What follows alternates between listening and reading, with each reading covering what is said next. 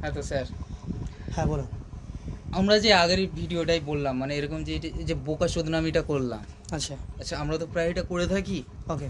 তো আপনি এইভাবে এত দোকান, এত মানে ভিড় থাকা অবস্থা, তো আপনি কিভাবে টাইমটা বের করছেন? এটা ভাবার বিষয়, কিন্তু হুম।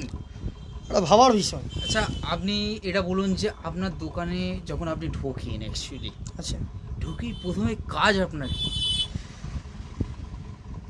Very Main point. Important topic এটা। Topic very important. হ্যাঁ।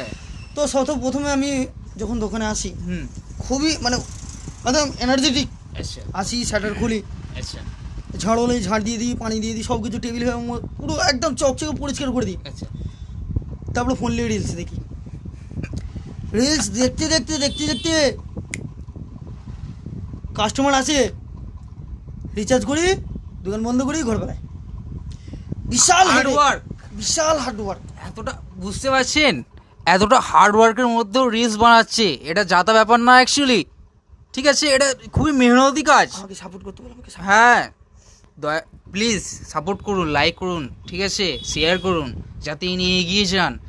ঠিক আছে, এই যে কাঙ্গালিয়াটা অবস্থা দেখতে পাচ্ছেন, আমরা বললাম ইনি যেন কাঙ্গালি থেকে বেরিয়ে আসি। বুঝতে পারছেন মারা? মানে খুবই মেহনত, খুবই কষ্ট।